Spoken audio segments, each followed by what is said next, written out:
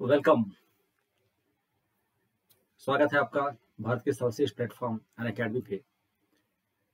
ये आसमान का इशारा है कि कल का सूरज तुम्हारा है। इस दो खूबसूरत लाइन के साथ शुरुआत करते हुए मैं अभिषेक मिश्रा आपका स्वागत करता हूँ भारत के सबसे बड़े एजुकेशनल प्लेटफॉर्म अनअकैडमी पे।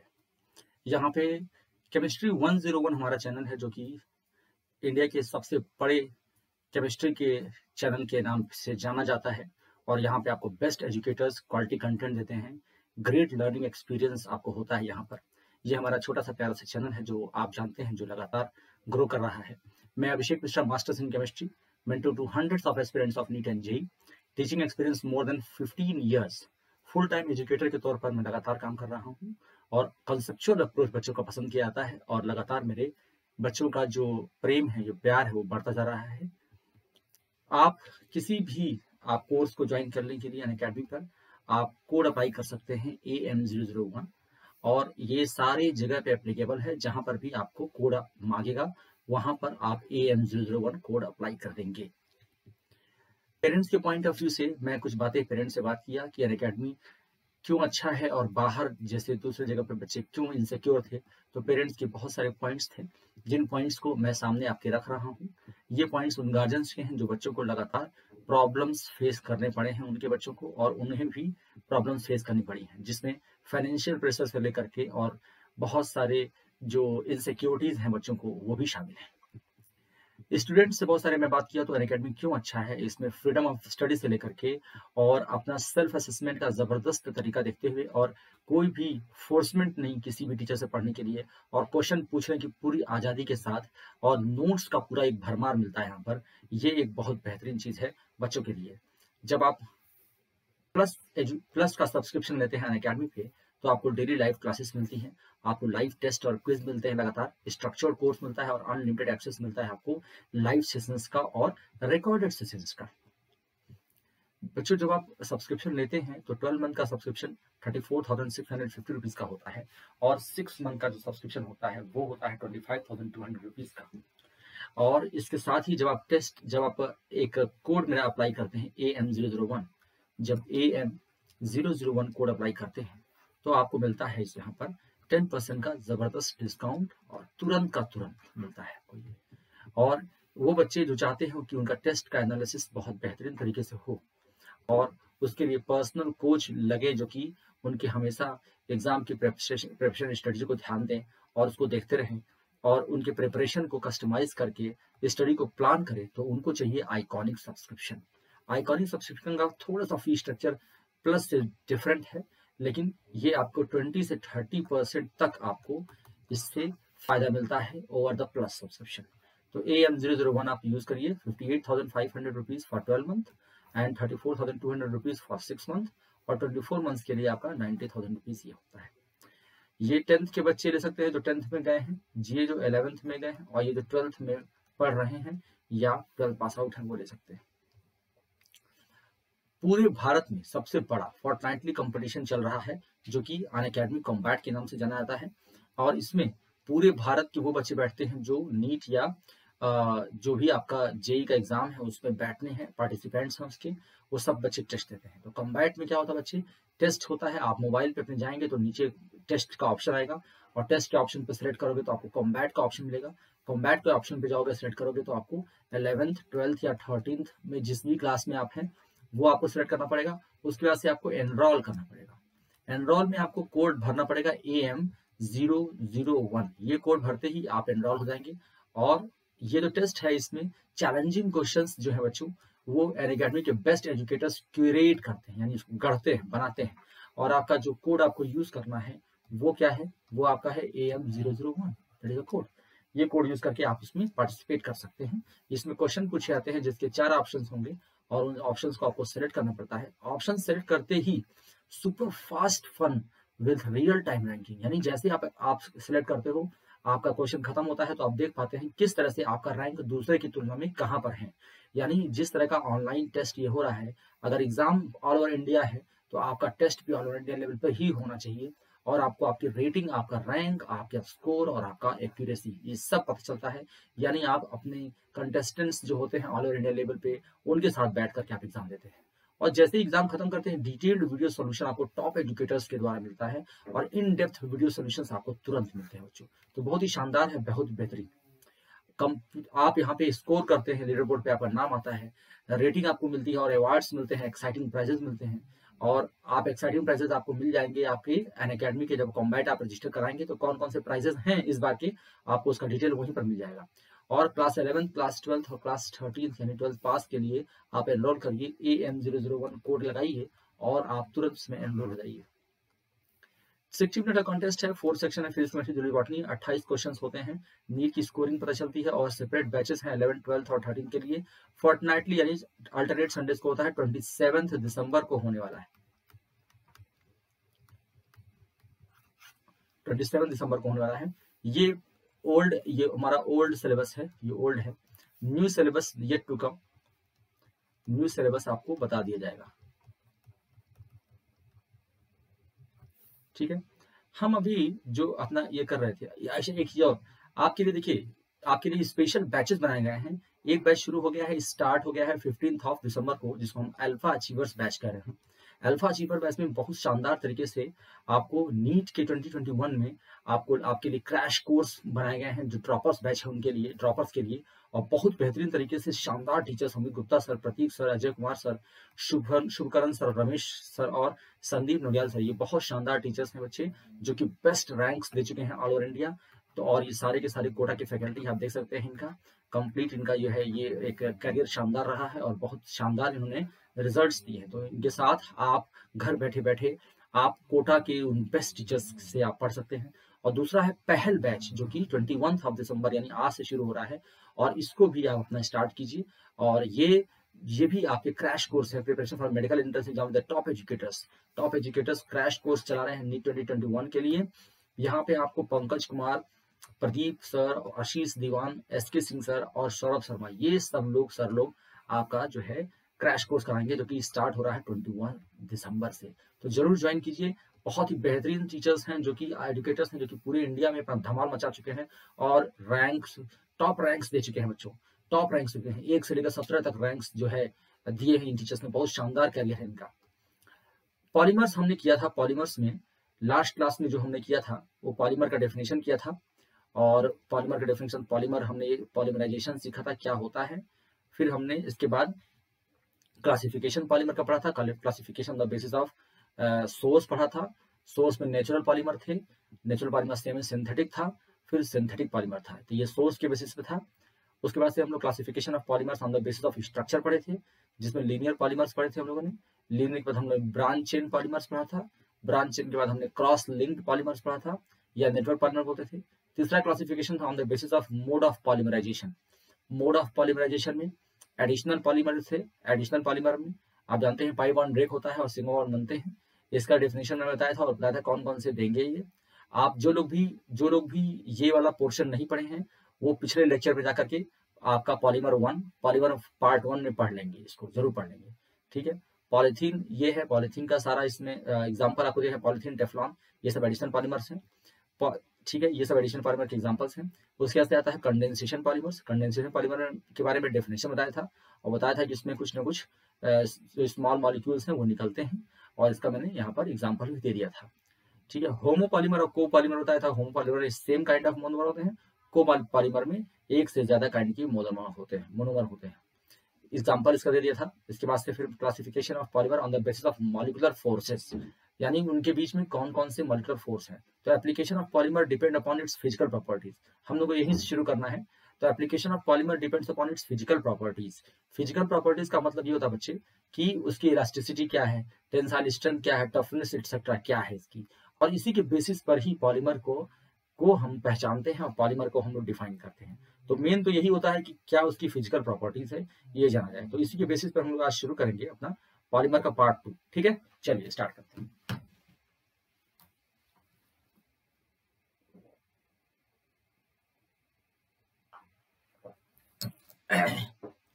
तो these properties of the polymer depends upon the intermolecular forces। कौन कौन सी प्रॉपर्टीज? टेंसाइल स्ट्रेंथ हो गया, इलास्टिसिटी हो गई और टफनेस हो गई, और इसके बाद भी और चीज जैसे डेंसिटी हो गई, ये सब चीजें भी हैं। तो ये सब प्रॉपर्टी डिपेंड करती है कि उनके उनके बीच में किस प्रकार का फोर्स है, किस प्रकार की उसमें हाइड्रोजन बॉन्डिंग है या वन वाल फोर्स है, या उसमें किस प्रकार का उसमें बॉन्डिंग हो रहा है, इस पर डिपेंड करता है। ठीक बच्चों, तो हमने जो चौथा ये हमारा क्लासिफिकेशन है polymer based upon the molecular forces. तो देखिए these forces are also present in the molecule monomers. Monomers के अंदर भी ये फोर्सेस प्रेजेंट होते हैं, but these are more significant in the polymer. ये मोर सिग्निफिकेंट होते हैं पॉलीमर के अंदर। क्यों? It is because the magnitude of these forces depend upon the size of the molecule. Size, जैसे साइज बड़ी होती है वैसे वैसे बढ़ता जाता है। And the number of functional groups present in the polymer chain. तो देखो इस पे क्वेश्चन पूछा जाएगा कि जो फोर्स होते हैं मोनोमर्स के बीच में, जो सिग्निफिकेंट फोर्स होते हैं पॉलीमर के बीच में, जो इंटरमॉलिक्यूलर फोर्स होते हैं वो किस पे डिपेंड करते हैं? तो डिपेंड करते हैं मैग्नीट्यूड ऑफ फोर्स, डिपेंड करता है साइज ऑफ द मॉलिक्यूल। किस पे डिपेंड करते हैं बच्चे? Size of the molecule and the number of functional group present in the polymer chain. यानी कितना उसमें फंक्शनल ग्रुप प्रेजेंट है उसके नंबर पर, और उसकी साइज क्या है, इस दोनों पर डिपेंड करता है क्या कि फोर्स कैसा है। ठीक है, चलिए longer the chain more intense is the effect of intermolecular forces. देखिए वन वाल फोर्स जो होता है वो सरफेस एरिया पे डिपेंड करता है। तो हमारा जो वन वाल फोर्स है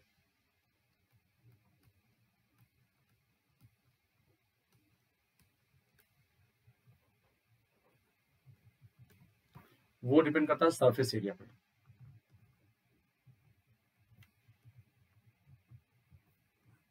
ठीक है, on the basis of magnitude of the intermolecular forces present, polymers have been classified into following categories। 4 categories में डिवाइड किया गया है। यानी किस प्रकार का उनके बीच में इंटरमॉलिक्यूलर फोर्स है उसके बेसिस पर 4 प्रकार के हमारे पॉलीमर है। जिस तरह से सोर्स के बेसिस पे 3 थे, कौन कौन से? नेचुरल थे, सेमी सिंथेटिक थे और सिंथेटिक थे। उसी प्रकार से आगे भी और भी हमने देखा कि किस प्रकार से स्ट्रक्चर के बेसिस पे हम देखा कि स्ट्रक्चर में कौन कौन से थे। स्ट्रक्चर में था हमारा क्या था? हमारा फाइब्रस था, लीनियर था, क्रॉस लिंक था, ठीक है ना, ब्रांच था। ये सब फोर्स के बेसिस पर थे। तो हम यहाँ पे देख सकते हैं किस प्रकार के मॉलिक्यूल्स हमको यहाँ पे दिख रहे हैं। तो हमारे इसमें पहला है एलास्टोमर्स। देखिए एलास्टोमर्स क्या होते हैं? इलास्टोमर्स में different chain of the polymers are held together. इसमें कई सारे चेन जो होते हैं वो आपस में वीकेस्ट इंटरमॉलिक्यूलर फोर्सेस, यानी इलास्टोमर्स में क्या होते हैं? वीकेस्ट इंटरमॉलिक्यूलर फोर्स होते हैं। ये बहुत इंपॉर्टेंट बात है। In elastomer different chain of the polymer are held together by the weakest intermolecular forces. Due to this the polymer can be stretched. तो सबसे वीक होते हैं इसमें, इसलिए पॉलीमर को हम स्ट्रेच कर सकते हैं, खींच सकते हैं।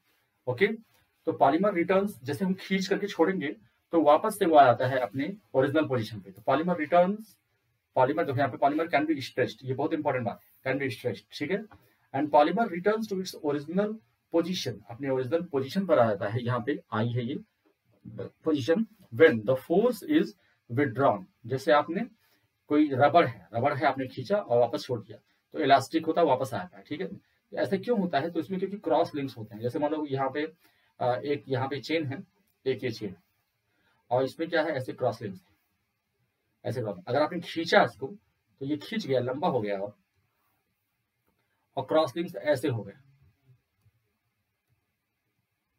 ऐसे। जैसे आप इसको छोड़ोगे वापस से वही बन जाएगा। ठीक है, जैसे फोर्स हटाते हो वैसे ही वापस से वो चीज बन जाती है। इसी को बोलते हैं हम लोग क्या? इलास्टोमर्स। ठीक है बच्चों, ये देखिए due to the presence of cross links present होते हैं। due to the presence of cross links, polymer comes back to its original position when the applied force is withdrawn। applied force को जब हम हटा लेते हैं तो पॉलीमर वापस से अपने उसी पोजीशन पर आ जाता है। Natural rubber, vulcanized rubber, buna S, buna N, neoprene etcetera are example of the elastomer. तो बहुत इंपॉर्टेंट है, याद रखिएगा कौन कौन से?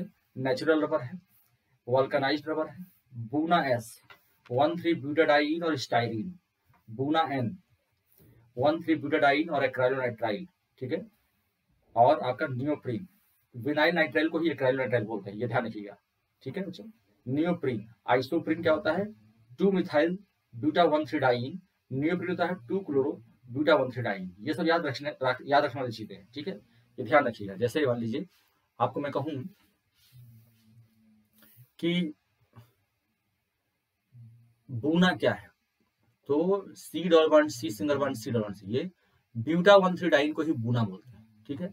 आइसोप्रीन क्या होता है, अगर हम ये देखिए ये है, इसमें हम यहाँ पे सी लगाते तो आइसोप्रीन हो जाएगा जो कि नेचुरल रबर का मोनोमर है, और यहाँ पे अगर हम क्लोरीन लगा दें तो ये क्लोरोप्रीन हो जाएगा जो कि नेचुरल रबर का, जो कि इसका नियोप्रीन है, जो कि हमारा जो सिंथेटिक रबर होता है उसका होता है, ठीक है ना।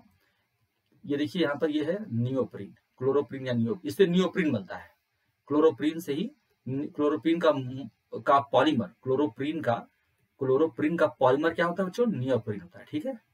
और ये हमारा आइसोप्रीन है, आइसोप्रीन यूनिट है।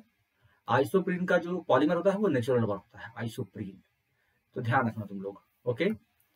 आइसोप्रीन,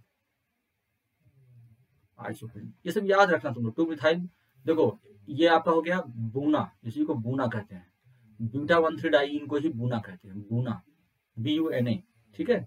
इसको सही से लिख देता हूं मैं, याद करना बहुत जरूरी है, इसमें पॉलीमर में बहुत इंपॉर्टेंट है। ये है बूना, ब्यूटा 1,3 डाइन। तो ब्यूटा 1,3 डाइन को हम बूना कहते हैं, उसपे सेकंड पोजीशन पे मिथाइल लगा दो तो आइसोप्रीन हो गया, उसपे सेकंड पोजीशन पे क्लोरीन लगा दो तो क्लोरोप्रीन हो गया। क्लोरोप्रीन का जो पॉलीमर होता है उसको नियोप्रीन बोलते हैं, और आइसोप्रीन का जो पॉलीमर होता है उसको बोलते हैं हम लोग नेचुरल रबर, ठीक है। अब देखिए व्हेन गमी रबर, जो गमी रबर होता है यानी पुअर इलास्टिसिटी वाला जो नेचुरल रबर निकलता है, जो लेटेक्स निकलता है, इज हीटेड, जो उसको हम हीट करते हैं विथ सल्फर इन वैक्यूम, ध्यान से। तो जब सल्फर के साथ हमको वैक्यूम में हीट करते हैं तो कुछ क्रॉस लिंक्स बन जाते हैं among the chains are developed and due to this elasticity is increased। जैसे जब हम सल्फर के साथ गमी रबर को हम हीट करते हैं तो सल्फर जो है वहां पे क्रॉस लिंक्स बना देता है और उसकी इलास्टिसिटी बढ़ाती है, और खींचने पर उसकी वापस से वो अपने रिट्रैक्ट करता है। This process is known as vulcanisation. तो what is vulcanisation of rubber, जब हम सल्फर के साथ हीट करते हैं वैक्यूम में गमी रबर को यानी नेचुरल रबर को, तो क्या करता है उसके बीच में बन जाता है सल्फर की क्रॉस लिंक्स, और ये क्रॉस लिंक्स इलास्टिसिटी को बढ़ा देते हैं, ठीक है। और इस प्रोसेस को बोलते हैं वल्कनाइजेशन। ये बहुत इंपॉर्टेंट है, ये पूछा जाता है, ये ध्यान रहे। अब सेकंड, पहला पॉइंट हमारा क्या था, इलास्टोमर्स। हमने पहला क्या पढ़ा बच्चों, इलास्टोमर्स। और किसके बेसिस पे बात कर रहे हैं हम लोग बात कर रहे हैं इंटरमॉलिक्यूलर फोर्स। इंटरमॉलिक्यूलर फोर्स किसके बीच में, बिटवीन द मोनोमर्स, ठीक है। ये आता है आपका फाइबर्स। सेकेंड, इसमें क्या होता है, the intermolecular forces of attraction are strongest in fibres. Fibres में स्ट्रॉन्गेस्ट, ठीक है। Strong hydrogen bonding is present in polyamides such as nylon 66। ध्यान से, strong hydrogen bonding is present in polyamides such as nylon 66। ये question समझना बहुत important है। Fibre जो होते हैं इसमें सबसे ज्यादा तगड़ा इंटरेक्शन होता है, और इसमें जो है ये बहुत मजबूत होते हैं। Strong hydrogen bonding is present in the polyamides such as nylon 66। Polyamides क्या होते हैं, यहाँ पे CONH बॉन्ड होता है, CONH। आप सोच लो N से अटैच H है, और इसी के नीचे जैसे यहाँ पे मान लो यहाँ पे चेन चल रही है CONH, तो ये मान लो ऐसे चल रही है चेन, तो नीचे कोई आ रहा है, नीचे कोई अगर मान लो आ रहा है और इसका C है यहाँ पे, यहाँ N है, तो N इसके H से या O, मैं O इसको ऐसे लिख देता हूँ, एक सेकेंड रुक जाइए।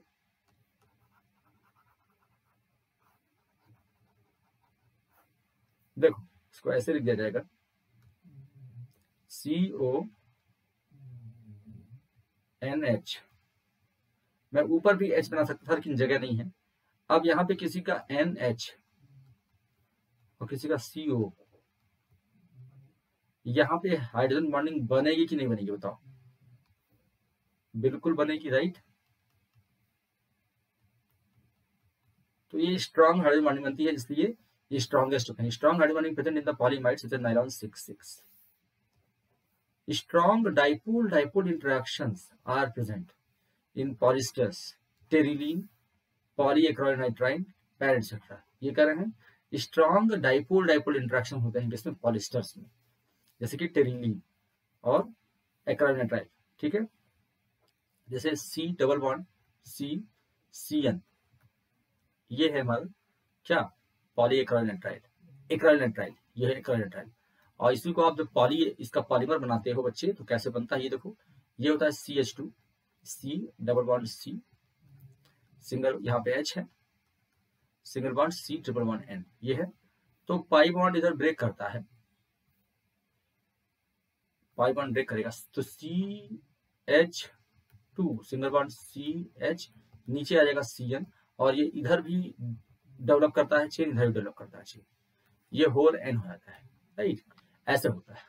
तो कह रहा कि अब इसमें CN है, CN के बीच में CH और CN के बीच में डाइपोल बॉन्ड बन रहा है, डाइपोल बन रहा है क्योंकि CN बहुत स्ट्रॉन्ग माइनस आई इफेक्ट आता है और स्ट्रॉन्ग उसमें जो है इलेक्ट्रोनेगेटिव एलिमेंट है N, तो स्ट्रॉन्ग डाइपोल इंटरेक्शन होने की वजह से यहाँ पर क्या होते हैं, ये स्ट्रॉन्ग बॉन्ड बनाते हैं और इंटरमॉलिक्यूलर फोर्स ज्यादा होता है, इसलिए ये होते हैं स्ट्रॉन्गेस्ट होते हैं फाइबर्स में। These strong intermolecular forces are responsible for the close packing of the polymer chain. Polymer chain की क्लोज पैकिंग होती है और ये जो है स्ट्रॉन्ग इंटरमॉलिक्यूलर फोर्सेस में होते हैं, ठीक है बच्चों।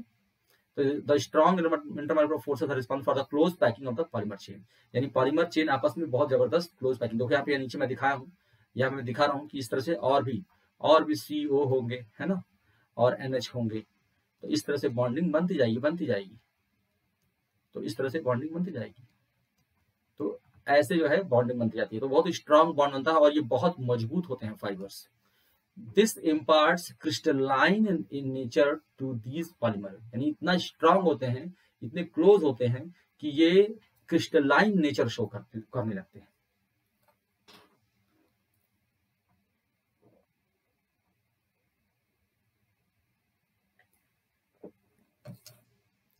क्रिस्टलाइन नेचर शो कर लेते हैं और इसके रिजल्ट में क्या होता है, these polymer show sharp melting point. Sharp melting point क्या होती है, जैसे जो चीज, जैसे मान लो यहाँ पे वाटर है, वाटर का शार्प मेल्टिंग पॉइंट है 100 डिग्री सेल्सियस पे, वो क्या होगा, बॉयल करना शुरू कर देगा। लेकिन प्लास्टिक को जब आप गर्म करते हो तो वो क्या करता है, धीरे धीरे मेल्ट करता है और इसकी कोई शार्प मेल्टिंग पॉइंट नहीं होती है। यहाँ पे फाइबर्स की शार्प मेल्टिंग पॉइंट होती है क्योंकि ये क्रिस्टल नेचर रखते हैं, जैसे कि NaCl मान लो क्रिस्टल है, तो NaCl का एक शार्प मेल्टिंग पॉइंट होगा, एक पर्टिकुलर टेम्परेचर पे आके वो मेल्ट करना शुरू कर देगा। लेकिन और भी चीजें, जैसे कि आपका प्लास्टिक हो गया, आपका जो है ये PVC वगैरह हो गया, ये शार्प मेल्टिंग पॉइंट नहीं होती। तो इसमें क्या होगा, ये शार्प मेल्टिंग पॉइंट होती है जिससे कि ये मेल्ट जब करेंगे तो एक पर्टिकुलर टेम्परेचर पर मेल्ट करेंगे, तो बहुत ही शानदार ये इसका प्रॉपर्टी है जिसको याद रखना जरूरी है। This impart crystalline nature. तो कौन कौन से क्रिस्टलाइन नेचर शो करते हैं, जो फाइबर्स होते हैं, इसलिए इनकी शार्प मेल्टिंग पॉइंट होती है, ये भी बहुत जरूरी है। In general polymers do not have sharp, है ना, in general polymers do not have sharp melting points, लेकिन फाइबर्स जो होंगे उनकी शार्प मेल्टिंग पॉइंट होगी, ये बात नोट कर लीजिएगा, ठीक है बच्चों। Polymers which are used for making fibres have high tensile strength and high modulus. तो ध्यान रखिएगा, polymers which are used for making fibres तो are high tensile strength and high modulus of elasticity, यानी उससे बहुत हैवी चीज आप उठा सकते हो। हाई मॉडल ऑफ इलास्टिसिटी होता है कि बहुत ज्यादा फोर्स लगाने पर भी उस पर चेंज नहीं आएगा, ठीक है। They are thin, long, thread like and can be woven into fabrics. तो थिन होते हैं, लॉन्ग होते हैं, थ्रेड लाइक होते हैं, बहुत मजबूत होते हैं, और इसको हम वोवन यानी इसको हम इसकी फैब्रिक्स बना सकते हैं, इसकी शीट्स बना सकते हैं, ठीक है। अगला हमारा है थर्मोप्लास्टिक। देखिए मैंने अभी हम लोग चौथा जो पढ़ रहे हैं बेसिस ऑफ क्लासिफिकेशन में, वो था कि इंटरमॉलिक्यूलर फोर्स ऑफ अट्रैक्शन के बेसिस से पढ़ें। तो इंटरमॉलिक्यूलर फोर्स ऑफ अट्रैक्शन के बेसिस पहला हमने पढ़ा इलास्टोमर्स, जो कि सबसे वीकेस्ट था। फिर हमने फाइबर पढ़ा जिसमें सबसे स्ट्रॉन्गेस्ट था। अब देखो थर्मोप्लास्टिक क्या होता है। Thermoplastics, in thermoplastics the magnitude of intermolecular forces of attraction lies between those of the fibers and elastomers, यानी फाइबर से कमजोर होते हैं, इलास्टोमर से मजबूत होते हैं थर्मोप्लास्टिक, ठीक है ना। There are no cross link, ये बहुत सब इंपॉर्टेंट बात है, बिटवीन द कोई क्रॉस लिंक नहीं होती थर्मोप्लास्टिक में, बहुत इंपॉर्टेंट है, ये सब क्वेश्चन पूछा जाता है। तो थर्मोप्लास्टिक में कोई क्रॉस लिंक नहीं होती, ठीक है ना, ये ध्यान रखिएगा। The different chain of the polymer, there is between the different chain of polymer, different chain of polymer में कोई क्रॉस लिंक नहीं होती, जबकि फाइबर में बहुत ज्यादा एक्सटेंसिव होती है, फाइबर्स में भी होती है और इलास्टोमर्स में भी होती है। इलास्टोमर में भी देखिए, यहाँ पे देखिए ये क्रॉस लिंक्स हैं और हाइड्रोजन बॉन्डिंग के थ्रू, और यहाँ पर देखिए ये क्रॉस लिंक्स हैं, यहाँ पर ये क्रॉस लिंक्स, तो फ्यू क्रॉस लिंक्स, ठीक है।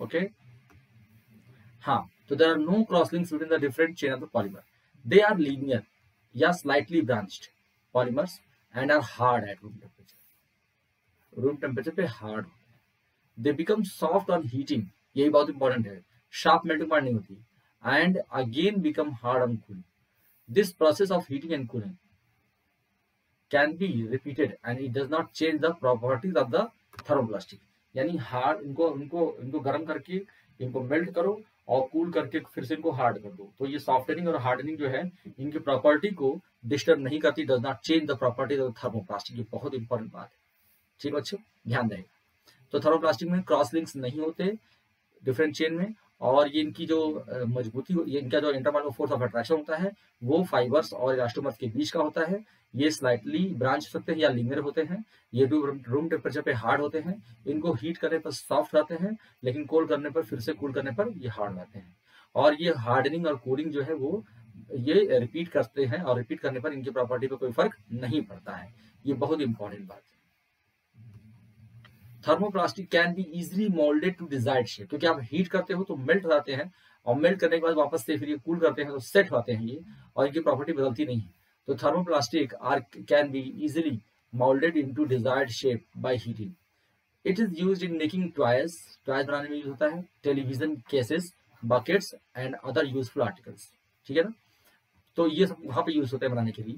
Polythene, PVC, Teflon, polystyrene and other are example of the thermoplastic, जितने भी और बने हुए हैं, जैसे पॉलिथीन हो गया, पीवीसी हो गया, टेफ्लॉन हो गया, यहाँ पॉलिस्टाइरीन हो गया, यानी खुद, और ये सब चीजें जो होते हैं ये बने होते हैं, ठीक है, थर्मोप्लास्टिक होते हैं।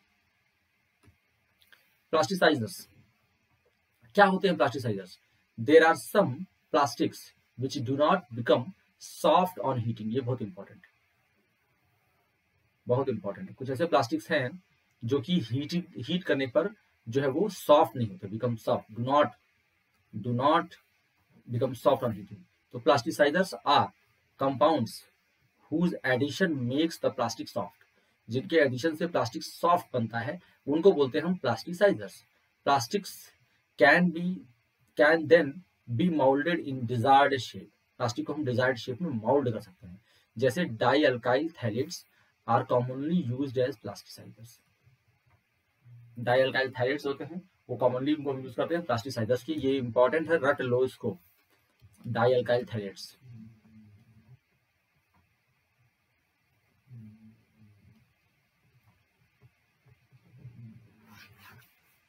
ठीक है, तो उनको हम यूज करते हैं इसमें। अब चौथा आता है थर्मोसेटिंग प्लास्टिक, ध्यान से,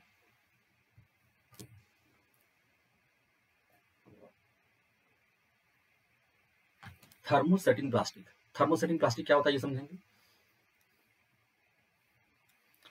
देखिए, molecular mass of thermosetting plastic is relatively low and are semi fluid, ये सेमी फ्लूइड होते हैं, और इनका मॉलिक्यूलर मास जो होता है वो थर्मोसेटिंग प्लास्टिक का रिलेटिवली लो होता है, और ये सेमी फ्लूइड होता है। व्हेन हीटेड, जब इनको हीट किया जाता है, it becomes hard and infusible, ये बहुत इंपॉर्टेंट है, जब इसको आप हीट कर दोगे तो ये हार्ड होकर के, और बाद में फिर इनको आप मेल्ट कर ही नहीं सकते हो, तो जैसे कि बहुत सारे हमारे यूटेंसिल्स होते हैं जिनके हैंडल्स जो होते हैं वो इसी थर्मोसेटिंग प्लास्टिक के बने होते हैं, और जो हम आयरन करते हैं तो आयरन का जो बेस होता है वो भी थर्मोसेटिंग प्लास्टिक होता है, जो हमारे यूटेंसिल्स होते हैं, जो हमारे जो नॉन स्टिक हम कुकवेयर्स बोलते हैं, उसमें भी थर्मोसेटिक प्लास्टिक्स होते हैं, जैसे बेकेलाइट हो गया, मिलेमाइन हो गया, melamine polymer, urea formaldehyde polymer हो गया, ठीक है, और ये क्रॉस लिंक्स, बहुत तगड़े क्रॉस लिंक्स होते हैं इसमें, हम लोग क्रॉस लिंक्स में पढ़े भी हैं, आर थर्मोसेटिक प्लास्टिक, देखो यहाँ पे बेकेलाइट, मिलेमाइन और पॉलीमर, यूरिया फॉर्मेल्डिहाइड पॉलीमर, देखो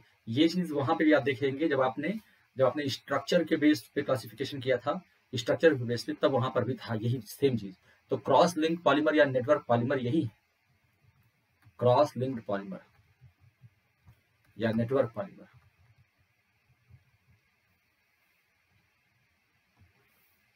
नेटवर्क पॉलीमर। ठीक है, it is important to know, क्या इंपॉर्टेंट है देखिए, that in thermoplastic repeated heating and cooling does not change the mechanical properties of the polymer। ये बहुत बहुत इंपॉर्टेंट है, ये थर्मोप्लास्टिक की बात कर रहे हैं। थर्मोप्लास्टिक में आप हीट करिए फिर कूल कीजिए, हीट कीजिए फिर कूल कीजिए, ये मैकेनिकल प्रॉपर्टीज को नहीं चेंज करते हैं। ध्यान रखिएगा, मैकेनिकल प्रॉपर्टी यानी वो उसकी मैकेनिकल प्रॉपर्टीज की मजबूती पे कोई फर्क नहीं पड़ता है। It can be remelted and remoulded. तो जो हमारा प्लास्टिक होता है, जो हम लोग प्लास्टिक को देखते होंगे, बहुत सारे कबाड़ वाले आते हैं और प्लास्टिक को खरीदते हैं, तो प्लास्टिक को खरीदते वो आके इसको फिर से वो क्यों खरीदते हैं, इसलिए कहते हैं कि इसको आप फिर से वो मेल्ट करके दूसरा कुछ रीमोल्ड कर सकते हैं। लेकिन वो प्लास्टिक जिनको आप नहीं मोल्ड कर सकते हो, वो उसको वो नहीं खरीदेंगे, कुछ प्लास्टिक को नहीं खरीदते हैं। तो थर्मोसेटिंग और थर्मोसेटिंग प्लास्टिक क्या होते हैं, एक बार इनको हीट कर दिया गया, ये जम गए, सेट हो गए, अब इन पे कोई ये परमानेंटली सॉलिड होते हैं, इसलिए इनको वो नहीं खरीदते, इनको वो नहीं खरीदते। जो थर्मोसेटिंग प्लास्टिक होती है इनको वो नहीं खरीदते, जो थर्मो प्लास्टिक होती है इनको वो कबाड़ वाले खरीदते हैं और उसको ले जाते हैं, फिर से रिमोल्ड करते हैं, फिर से उसको मेल्ट करके या उसको सेल करते हैं, जिस कंपनी में जिस फैक्ट्री में जाता है वहां पे वो उसका मेल्ट करके उसको रिमोल्ड करते हैं। तो when it is sets permanently it is in the solid, it can B not be remoulded bye melting again. तो ये बहुत इंपॉर्टेंट बात है। तो थर्मोप्लास्टिक और थर्मोसेटिंग प्लास्टिक, ये डिफरेंस समझ आ गया होगा। थर्मोप्लास्टिक एंड थर्मोसेटिंग प्लास्टिक, दोनों चीज का डिफरेंस समझना चाहिए। नोट्स बहुत इंपॉर्टेंट बच्चों, नोट्स आप इसको रख लीजिएगा जरूर, बहुत इंपॉर्टेंट है आप लोगों के लिए। क्लासिफिकेशन ऑफ पॉलीमर, अब यहाँ पे चार चीज दी गई। अब classification of polymers on basis of growth polymerization. Growth polymerization क्या होता है समझिए। The addition and condensation polymerization polymers are nowadays also referred as chain growth polymers and step growth polymers respectively। तो चेन ग्रोथ कौन है, chain growth कौन है बच्चे, वो है हमारा एडिशन पॉलीमराइज, और स्टेप ग्रोथ कौन है, वो हमारा है condensation polymerization. This depends on the type of mechanism of polymerization reaction. यानी अगर एडिशन हो रहा है, एडिशन कब कब होगा उसको देखना होगा, और कंडेंसेशन हो रहा है। एडिशन में क्या होता है, चेन ग्रोथ, और इसमें होता है स्टेप ग्रोथ।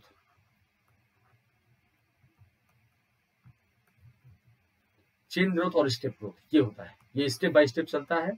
और इसमें जो है चेन ग्रोथ में क्या होती है, चेन बड़ी होती आती है, वही चीज। चलिए इसमें देखिए टाइप्स ऑफ पॉलीमराइजेशन रिएक्शन, कौन कौन से पॉलीमराइजेशन रिएक्शन को पढ़ने होते हैं। The addition or chain growth polymerization and condensation or step growth polymerization are two types of polymerization reaction. ये दो तरह से है। तो हमारा कौन कौन सा हो गया, chain growth and step growth. Chain growth polymerization and step growth polymerization, ये हमारे दो ऐसे important polymerisation.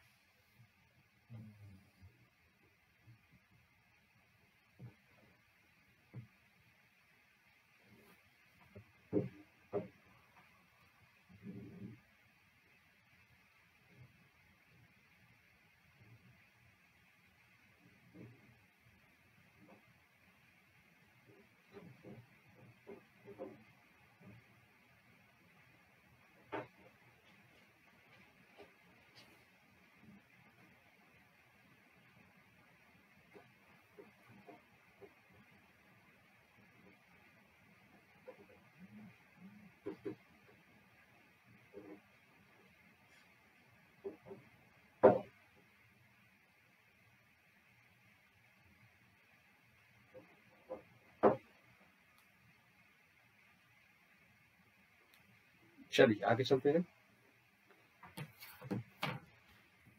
Addition polymerization, addition polymerization या chain growth, CHAIN, chain growth, chain growth polymerization. देखो ध्यान से समझो, एडिशन पॉलीमराइजेशन में क्या होता है, सेम मोनोमर, देखो यहाँ पे क्या होता है, addition in addition polymerization the molecule of the same monomer और डिफरेंट मोनोमर, एक भी हो सकते हैं अलग अलग, simply add together to form polymer. ध्यान से, एडिशन पॉलीमराइजेशन या चेन ग्रोथ पॉलीमराइजेशन में क्या होता है, सिंपली ऐड होते आते हैं, सिंपली ऐड होते आते हैं और उसमें कुछ भी अलग से निकलता नहीं है, कोई मॉलिक्यूल निकलता नहीं। द मोनोमर यूज्ड, और जो मोनोमर यूज होते हैं वो क्या होते हैं, अनसैचुरेटेड कंपाउंड्स होते हैं, पाई बॉन्ड होना चाहिए, दे कंटेन मल्टीपल बॉन्ड होना चाहिए, ठीक ना। Important monomers are alkenes, alkadienes यानी 2 डबल बॉन्ड हो, एंड देयर डेरिवेटिव्स, उनके डेरिवेटिव्स जैसे कि हमारा विनाइल क्लोराइड वगैरह, विनाइल नाइट्राइल वगैरह होते हैं। This mode of polymerization can take place through the formation of reaction intermediate such as free radical या आयनिक सच एज कार्बोकटायंस या कार्बन आयंस, ठीक है, कार्बोकटायंस हो सकते हैं या कार्बन आयंस हो सकते हैं। तो समझो फिर से इसको, ये क्या कहना चाह रहे हैं कि सेम काइंड ऑफ, जैसे इथीन में CH2 डबल बॉन्ड CH2, ये इथीन है और इथीन से क्या बन जाता है, पॉलीथीन, यानी डबल बॉन्ड टूटता है, CH यहाँ पे ये बनता है और CH यहाँ पे ऐसे ही। अब ये ग्रोथ होती चली जाती है N टाइम्स, अगर ये N है तो, ठीक ना। या फिर अगर हम ले लें vinyl chloride CH2 double bond CH2Cl, ये विनाइल क्लोराइड है तो पॉली विनाइल क्लोराइड PVC बन जाता है। कैसे बनेगा, CH2 सिंगल बॉन्ड CH2, ये हो गया, यहाँ पे Cl नीचे लगा, तो अब ये यहाँ पाई बॉन्ड ब्रेक कर दिया, इसी को फैला, और ये हमेशा आपस में जुड़ के पॉली विनाइल क्लोराइड PVC बना लेंगे और ये पॉलीथीन बना लेंगे, ठीक है ना। अब जब ये इनको ट्रीट करते हैं, या तो फ्री रेडिकल बनता है या तो कार्बोकटायन और कार्बन आयन बनते हैं, 2 तरह से हम यहाँ पे करते हैं ये काम। चलिए देखते हैं किस तरह से करते हैं। मल्टीपल बॉन्ड होना चाहिए जरूर, क्योंकि अगर होगा नहीं तो टूटेगा क्या, ठीक है ना। देखिए, the process which proceeds through the formation of reaction intermediates are also called chain growth polymerization. ये बहुत इंपॉर्टेंट है जी, बहुत इंपॉर्टेंट है, जिसमें इंटरमीडिएट बनते हैं, जैसे कि कंडेंसेशन रिएक्शन में जो स्टेप ग्रोथ है उसमें इंटरमीडिएट नहीं बनते हैं। तो द प्रोसेस विच, ये बहुत इंपॉर्टेंट लाइन है, इसी से क्वेश्चन बनता है। एनसीईआरटी की लाइन बाय लाइन मैं यहाँ पर आपको डिस्कस कर रहा हूँ।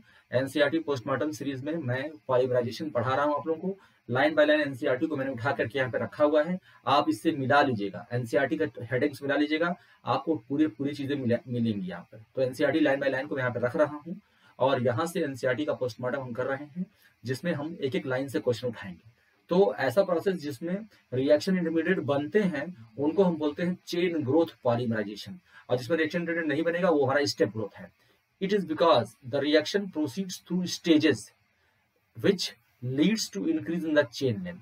इसमें 3 स्टेजेस होते हैं, chain initiation, chain termination, chain initiation, chain propagation और चेन टर्मिनेशन। तो स्टेजेस के थ्रू होता है जिससे कि चेन की लेंथ बढ़ती है। Also each stage produces reactive intermediates which are used in the next stage of the growth of the chain। यानी एक स्टेज जब खत्म होता है तो एक आपका इंटरमीडिएट बनता है, और इंटरमीडिएट बनने के बाद फिर दूसरा जब जुड़ता है तो फिर एक और इंटरमीडिएट तैयार होता है। Such free radical and ionic addition polymerization are discussed below. हम इसको डिस्कस करेंगे, फ्री रेडिकल आयनिक। देखिए, पहला है फ्री रेडिकल एडिशन पॉलीमराइजेशन, जिसमें फ्री रेडिकल बनेगा, ठीक है बच्चों।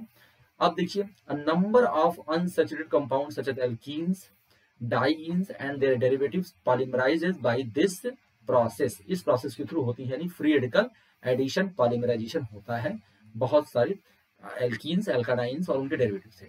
Polymerisation of ethylene to produce polythene proceeds through the formation of intermediate free radical. जैसे आप बहुत हाई टेम्परेचर पर इथीन को गर्म करते हो तो क्या होता है, ये टूटता है, ये वैसे CH2 आपका ये यहाँ पे CH2 फ्री रेडिकल ऐसे बनता है, ठीक है ना। अब इसका प्रोसेस और है, प्रोसीजर समझा रहा हूँ, आगे मैं प्रोसीजर समझाऊंगा, क्योंकि यहाँ पे हम पेरोक्साइड लेते हैं, पेरोक्साइड से हमारा बेंजोइल पेरोक्साइड होता है, और बेंजोइल पेरोक्साइड किस तरह से टूटता है वो भी हम आगे सिखाएंगे। लेकिन मोर और लेस, जैसे यहाँ पे पीएच लगा दिया, यहाँ पे पीएच लगा दिया, ठीक ना। तो बेंजोइल पेरोक्साइड होता है और यहाँ पे से टूटता है। तो अभी आगे पढ़ेंगे हम किस तरह से होता है ये। The free radical are produced by an initiator. Initiator क्या होते हैं, इनिशिएटर कैटलिस्ट होते हैं, are molecules which decompose to produce free radicals. कौन कौन से होते हैं, जैसे tertiary butyl peroxide, benzoyl peroxide जिसके बारे में मैं बता रहा था, acetyl peroxide are common initiators. तो इसके बारे में पूछता है कि इनिशिएटर्स क्या होते हैं, इनिशिएटर्स क्या होते हैं, ये बहुत इंपॉर्टेंट है, पूछता है। तो tertiary butyl peroxide, benzoyl peroxide, acetyl peroxide, ये सब क्या है, इनिशिएटर्स हैं। ये क्या करते हैं, फ्री रेडिकल जनरेट करते हैं, फ्री रेडिकल बनाते हैं। तो free radical are produced by an initiator. Initiator जो कैटलिस्ट होते हैं are molecules which decompose to produce free radical easily, free radical बनते हैं, ठीक है। Polymerization of ethene, polymerization of ethene, देखो, a mixture of ethene and small amount of benzoyl peroxide are heated or exposed to light to produce polythene। यानी हमारा mixture of ethene, ethene क्या होता है CH2 डबल बॉन्ड CH2 और amount of benzoyl peroxide,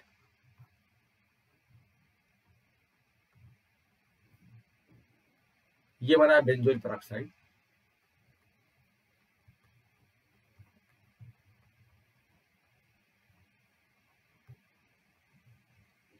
ये benzoyl peroxide. तो जब हम बेंजोइल पेरोक्साइड को हम लाइट से एक्सपोज करते हैं या हीट करते हैं तो यहीं से ब्रेक होता है वो फ्री रेडिकल, ऐसे ब्रेक होता है और क्या देता है बच्चे, 2 मॉलिक्यूल आपका ये free radical, benzoyl free radical generate करता है, ये बेंजोइल फ्री रेडिकल 2 मॉलिक्यूल, और फिर ये जो है CO2 मॉलिक्यूल निकाल देता है और फिनाइल फ्री रेडिकल जनरेट करता है, क्योंकि ये बॉन्ड टूटता है, ये वाला जो बॉन्ड है ये आधा इधर टूटेगा आधा इधर टूटेगा, CO2 निकल गया और ये फिनाइल फ्री रेडिकल है, और phenyl free radical highly unstable है, और ये फिनाइल फ्री रेडिकल फिर जो है ये फिर आगे रिएक्ट करता है आपके इथीन से, जैसे हमारा आपका इथीन है, ये इसको तोड़ता है फ्री रेडिकल ऐसे होमोलिटिकली, और फिर ये इससे जुड़ जाएगा एक साइड में, यहां मैं दिखा रहा हूं ऐसे, इधर ये मैं पीएच लिख दिया तो पीएच, और ये CH2 single bond CH2 free radical, ऐसे फिर ये जुड़ते चला जाता है। तो यहाँ पे समझिए ये पहला स्टेप है chain initiation step, phenyl free radical is form which, देखो ये फिनाइल फ्री रेडिकल बनता है, ठीक है, ये चेन इनिशिएशन स्टेप में, which adds on the ethene double bond, ठीक है, a new and larger free radical is produced, this step is called chain initiation step। तो ये बड़ा फ्री रेडिकल बन गया, न्यू बना और लार्जर बन गया, ठीक है, आपने देखा किस तरह स्टेप बताया आपको किस तरह से बनता है ये, तो न्यू और लार्जर फ्री रेडिकल बनता है। तो इस तरह से ये बेंजोइल पेरोक्साइड है, यहाँ पे देख सकते हैं, ये हमारा बेंजोइल पेरोक्साइड है, यहाँ पे ये एक एक इलेक्ट्रॉन जो है ये इधर टूट गया और ये इधर टूट गया, तो 2 मॉलिक्यूल आपके बन गए बेंजोइल फ्री रेडिकल।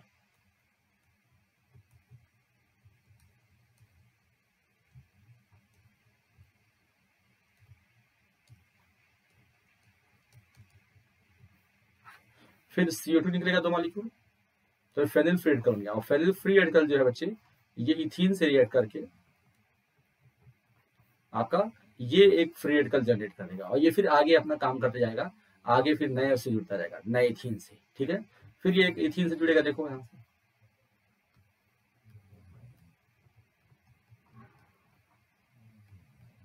ये है, ये नया इथीन मान लीजिए, ये यहां से बॉन्ड टूटा,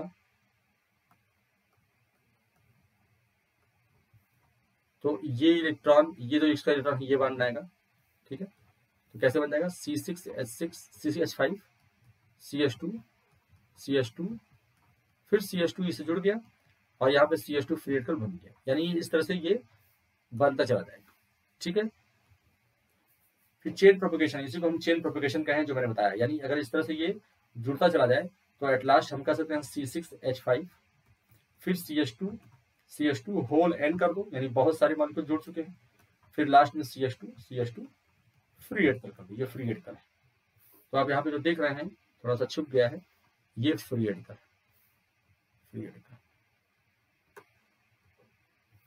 ठीक है, और यहाँ पर ये फ्री रेडिकल,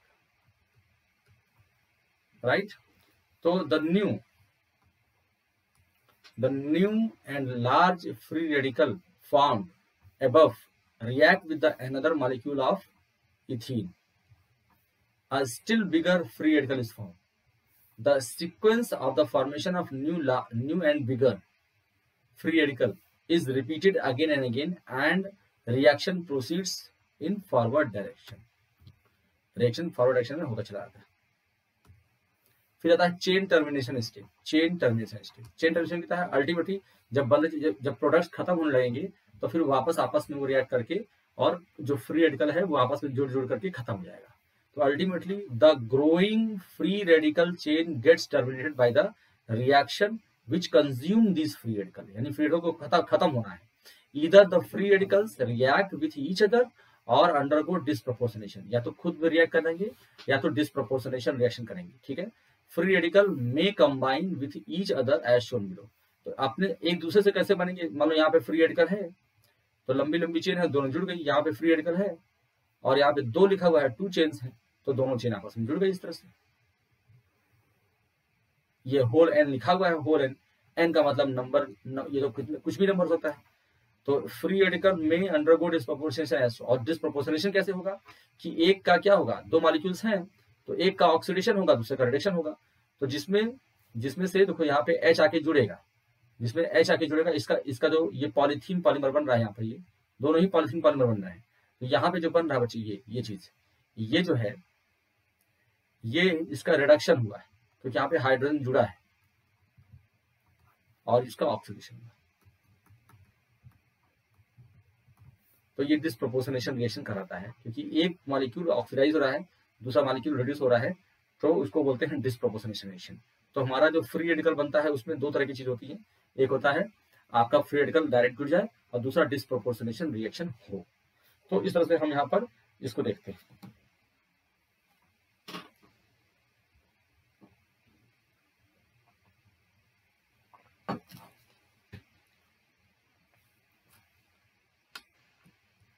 एक मिनट का ब्रेक लूंगा मैं।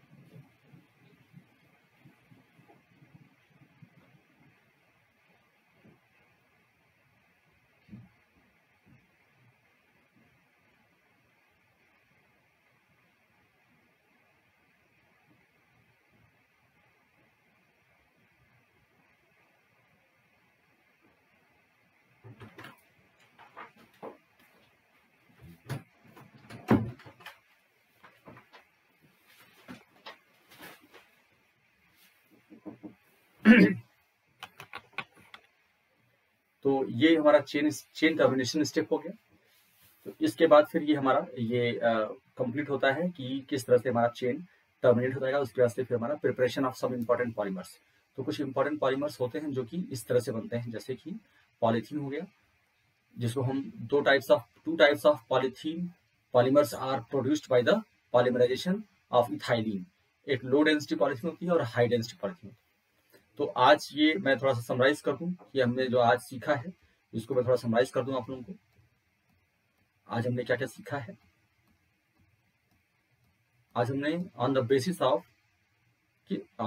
ऑफ मॉलिक्यूलर फोर्सेस यहां स्टार्ट किया था कि मॉलिक्यूलर फोर्सेस के बेसिस पर क्या होता है। तो मॉलिक्यूलर फोर्स जो होते हैं मोनोमर्स के बीच भी प्रेजेंट होते हैं और आपस में मोनोमर्स के अंदर भी प्रेजेंट होते हैं और मोनोमर्स के पॉलीमर्स में भी प्रेजेंट होते हैं, ठीक है। तो पॉलीमर में जो मोनोमर होते हैं उनके बीच में, तो पॉलीमर में ज्यादा सिग्निफिकेंट होता है क्योंकि साइज बड़ी आती है और जितनी साइज ज्यादा होगी उतना ज्यादा लॉन्गर चेन होगा, उतना ज्यादा इंटेंस इंटरमॉलिक्यूलर फोर्सेस होगा और सरफेस एरिया बढ़ेगी तो बढ़ता चला जाएगा। और मैग्नीट्यूड के बेसिस पर इंटरमॉलिक्यूलर फोर्सेस जो होते हैं उनके बीच उनको 4 कैटेगरी में हमने डिफाइन किया, 4 कैटेगरी में इसको हमने बांटा है। तो 4 कैटेगरी क्या है इसको देख लेते हैं। 4 कैटेगरी ये है और इसमें पहला इलास्टोमर्स है। इलास्टोमर्स में क्या होते हैं, वीकेस्ट होता है,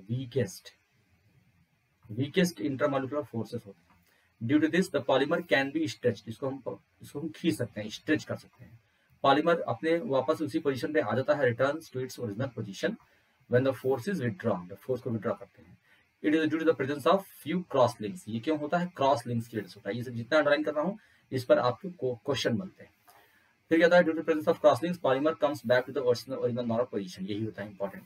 क्यों अगर वापस आता है? क्योंकि क्रॉस लिंक्स होते हैं, इसी वजह से वापस आता है। एग्जाम्पल आपके पास है, जब हम गमी रबर को हम हीट करते हैं सल्फर के साथ हीट करते हैं बच्चों, तो क्या होता है कि कुछ क्रॉस लिंक्स डेवलप आते हैं, जिससे कि उसकी इलास्टिसिटी बढ़ जाती है, जिसको हम वल्कनाइजेशन कहते हैं। ये हमने सीखा। फिर दूसरा जो टाइप है वो है फाइबर्स में स्ट्रॉन्गेस्ट जो है अट्रैक्शन होता है, हाइड्रोजन बॉन्डिंग होती है उनके बीच में जबरदस्त, जैसे कि नाइलॉन 6 में हम लोग देखते हैं एडिपिक एसिड और हेक्सामेथाइल डाइमीन। तो स्ट्रॉन्ग जो है डाइपोल इंटरेक्शन होते हैं, जिसकी वजह से बहुत स्ट्रॉन्ग आता है। और ये स्ट्रॉन्ग इंटरमॉलिक्यूलर फोर्सेस रिस्पॉन्सिबल होते हैं किसके? क्लोज पैकिंग की। बहुत क्लोज पैकिंग होती है, इससे डेंसिटी बहुत हाई होती है। और इससे क्या होता है? क्रिस्टलाइन नेचर होता है। क्रिस्टलाइन नेचर वो डेवलप कर लेते हैं, जिससे कि शार्प मेल्टिंग पॉइंट इनकी होती है। ये बहुत इंपॉर्टेंट है। और जनरली क्या होते हैं? Do not have generally do not have sharp melting point, लेकिन फाइबर्स के होते हैं। Polymer which are making fibres have high tensile strength and high modulus होते हैं। ठीक है, ये थिन होते हैं, लॉन्ग होते हैं, थ्रेड लाइक होते हैं। ठीक है ना। और वोवन इनटू फैब्रिक्स में इसको हम बुन सकते हैं। तीसरा होता है थर्मोप्लास्टिक, जिसको हम बार बार गर्म करके ठंडा करते हैं, लेकिन इसकी कोई मैकेनिकल प्रॉपर्टीज पे कोई फर्क नहीं पड़ता। तो थर्मोप्लास्टिक मैग्नीट्यूड क्या होती है इसकी? Lies between those of the fibres and elastomers. No cross links, ये बहुत इंपॉर्टेंट है। नो क्रॉस लिंक्स, ये बहुत इंपॉर्टेंट है between the different chain of the polymers. Different chain polymers में कोई क्रॉस लिंक्स नहीं होती है। दे आर लीनियर, ये लीनियर होते हैं या स्लाइटली ब्रांच्ड होते हैं। They are hard at room temperature पे हार्ड होते हैं। ठीक है। They become soft on heating but again become hard on cooling. This process of heating and cooling can be repeated and it does not change the mechanical properties of the thermoplastic. बहुत important बात है। Thermoplastic can be easily moulded, इसीलिए दोबारा resale हो सकता है। Thermoplastic can be easily moulded into desired shape by heating. ठीक है। अच्छा, it is used in making toys, television cases बनाते हैं, बकेट्स बनाते हैं और अदर यूजफुल आर्टिकल बनाते हैं। Polythene, PVC, Teflon, polystyrene etcetera are the example of the thermoplastic. ठीक है। चलिए, प्लास्टिसाइजर्स क्या होते हैं? ऐसे कंपाउंड्स जिनको हम मिला दें अगर हम प्लास्टिक में। There are some plastic which do not become soft on heating. उनको plasticizers are compound which whose addition make them plastic soft. तो कुछ प्लास्टिक ऐसे होते हैं जिनको आप गर्म करने पर उनको सॉफ्ट नहीं कर पाते, do not become soft on heating. तो उनको अगर प्लास्टिसाइजर्स को मिला दीजिए ना अगर आप, तो the compound whose addition makes the plastic soft, उसको प्लास्टिसाइजर कहते हैं। तो plastic can be then moulded in the desired shape. तो डाई अल्काइल थैलेट्स होते हैं, वो प्लास्टिसाइजर्स होते हैं, इनको आप मिला दीजिए तो फिर से वो उसको मोल्ड कर सकते हैं। इसका चौथा है थर्मोसेटिंग प्लास्टिक। इसका molecular mass of thermosetting plastic is relatively लो, ये बड़ा इंपॉर्टेंट बात है। एंड आर सेमी फ्लूइड, ये सेमी फ्लूइड होते हैं, मॉलिक्यूलर मास थोड़ा कम होता है। इनको जब हीट करते हैं तो ये हार्ड और इनफ्यूजिबल, इनको हीट करने पे मेल्ट नहीं होते, ये हार्ड होते हैं और इनफ्यूजिबल, मतलब बाद में फिर वो मेल्ट ही नहीं होंगे, वो सॉलिड हो गए, परमानेंटली सॉलिड हो गए। जैसे बैकेलाइट हो गया, मेलामाइन हो गया, melamine polymer, urea formaldehyde polymer are thermosetting plastic. जबरदस्त क्रॉस लिंक होता है इनके बीच में। These polymers are called cross links और हेवीली ब्रेस्ड पॉलीमर्स। ठीक है, molecules. It is important to know that thermoplastic होते हैं, उनको आप रिपीटेड हीटिंग और कूलिंग करते हैं, does not change the thermal part, और उनकी मैकेनिकल प्रॉपर्टी बदलती नहीं है। ठीक है। इनको रीमेल्ट करके और रीमोल्ड कर सकते हैं। थर्मोसेटिंग प्लास्टिक को can be heat only once, यानी इसको बार बार नहीं कर सकते। When it sets permanently into solid it can not be remoulded by melting again. बहुत इंपॉर्टेंट बात है। Classification of polymer based on the growth polymerization. Growth polymerization में हमने सीखा कि एडिशन और कंडेंसेशन दो होता है, एक होता है स्टेप ग्रोथ होता है और दूसरा होता है चेन ग्रोथ। चेन ग्रोथ में जो होते हैं, चेन ग्रोथ उसको बोलते हैं, एडिशन को ही हम चेन ग्रोथ बोलते हैं, एडिशन या चेन ग्रोथ। इसमें क्या होते हैं, इसमें और कंडेंसेशन को हम बोलते हैं स्टेप ग्रोथ। ठीक है ना। चलिए इसमें आगे चलते हैं। जो एडिशन होता है इसको हम चेन ग्रोथ बोलते हैं, और इसमें मोनोमर जो होते हैं वो अनसैचुरेटेड कंपाउंड ही होते हैं, और दूसरी चीज कहते हैं इसमें क्या होते हैं, इसमें बनते हैं इंटरमीडिएट्स, रिएक्शन इंटरमीडिएट्स, ठीक है। तो इसमें थ्रू रिएक्शन इंटरमीडिएट्स, जबकि कंडेंसेशन यानी स्टेप ग्रोथ जो होता है वो रिएक्शन इंटरमीडिएट के थ्रू नहीं बनता, जैसे फ्री रेडिकल बनता है या आयनिक, जैसे कार्बोकैटायंस और कार्बोनाइंस बनते हैं। तो इनका पूरा आपको मैकेनिज्म समझा दिया हूँ। The process which proceeds through formation of reaction intermediates are also called chain growth polymerization. क्या होता है, it because reaction proceed through the stages. अब ये पूछता है क्यों कहते हैं इसको हम चेन ग्रोथ क्यों बोलते हैं, तो through the stages which leads to the increase in the chain length बढ़ जाती है। आल्सो हर एक स्टेज में एक रिएक्टिव इंटरमीडिएट बन जाता है जो कि अगले स्टेज के लिए चेन ग्रोथ करता है। जैसे कि free radical, ionic addition, polymerization reaction are discussed below. देखो यहाँ पे ये हुआ है फ्री रेडिकल एडिशन रिएक्शन। तो जैसे यहाँ पे डेरिवेटिव्स हैं, अगर आप यहाँ पर इथीन लेते हैं, जैसे पॉलिथीन बनाते हैं, तो पॉलिथीन को आप बेंजोइल पेरोक्साइड के साथ हीट करते हैं और उसका यहाँ पर मैकेनिज्म दिया हुआ है कि polymerization of ethene, a mixture of ethene and small amount of benzoyl peroxide heated expose to light to produce polythene. तो यहाँ पे क्या होता है, बेंजोइल पेरोक्साइड जो है वो टूटता है, मैंने यहाँ पे दिखाया है बेंजोइल पेरोक्साइड वो टूटता है। तो पहले ये बेंजोइल फ्री रेडिकल बनता है, बेंजोइल फ्री रेडिकल को हीट करते हो तो फिनाइल फ्री रेडिकल बनता है, और फिनाइल फ्री रेडिकल के साथ साथ यहाँ पे कार्बन डाइऑक्साइड निकलता है। फिनाइल फ्री रेडिकल बहुत एक्टिव होता है जो कि इथीन के साथ रिएक्ट करके यहाँ पर नया लंबा फ्री रेडिकल देता है। तो phenyl free radical is formed when add to the ethene double bond, a new and larger free radical is produced. This step is called chain initiation. ये chain initiation step है, जैसा कि यहाँ पे दिखाया गया, ठीक है। उसका से चेन प्रोपोगेशन होता है, यानी जो हमारा अगला वाला जो बना हुआ है फ्री रेडिकल वो किसी नए इथीन से रिएक्ट करेगा और लंबा बनाता जाएगा, इसमें से लंबा होता चला जाएगा, ठीक है। ऐसे लंबा होता चला जाएगा। उसके बाद आता है लास्टली चेन टर्मिनेशन, जिसमें दो जो बड़े लंबे लंबे हमारे फ्री रेडिकल है वो आपस में जुड़ जाएंगे, जुड़ करके एक लंबा सा यहाँ पे पॉलीमर चेन ला लेंगे और खत्म करेंगे, यानी सारे फ्री रेडिकल खत्म होना है। तो या तो आपस में जुड़ जाएंगे या तो डिसप्रोपोर्शनेशन रिएक्शन करेंगे। डिसप्रोपोर्शनेशन क्या होता है, इसमें एक मॉलिक्यूल रिड्यूस होता है, दूसरा हमारा ऑक्सीडाइज होता है। तो यहाँ पे देखिए, यहाँ पे ऑक्सीडेशन हो रहा है और यहाँ पे रिडक्शन हो रहा है। रिडक्शन से हमारा ये एल्कीन टाइप का बनेगा और यहाँ पे एल्कीन बनेगा ऑक्सीडेशन से। तो इस तरह से चेन टर्मिनेट कराती है बच्चों, ये पूरा कंप्लीट होता है। तो प्रिपरेशन ऑफ सब इंपॉर्टेंट पॉलीमर्स में ये हम लोग अपने नेक्स्ट क्लास में इसको हम लोग करेंगे, पॉलीमर के ही थर्ड पार्ट में। और थर्ड पार्ट में मैं पूरी कोशिश करूंगा कि पॉलीमर खत्म कर दूं। तो इसको रिवाइज कीजिएगा बच्चों, बहुत इंपॉर्टेंट है। इसके नोट्स आप लोग पूरा बनाइएगा ढंग से, एक एक लाइन बाय लाइन का मैं बता रहा हूँ आपको। एनसीईआरटी के एनसीईआरटी लाइन बाय लाइन हमारा पोस्टमार्टम सीरीज चल ही रहा है, तो आपको इसमें पूरी तरीके से लगने की जरूरत है कि पूरी तरह से लग करके इसमें एक एक पॉइंट्स नोट कर लें, क्योंकि पॉलीमर ऐसा चैप्टर है, ये सब बोरिंग चैप्टर्स हैं जिसमें सिर्फ रटना होता है, थोड़ा बहुत समझना होता है। तो उसको पूरा नोट्स बना लीजिए, आपका पीडीएफ मिल जाएगी आपको, और चुपचाप आराम से इस पर काम कीजिए, ठीक है। तो इसको ढंग से इसका कर लेना बच्चों। Thank you very much. Next class में मिलते हैं इसको।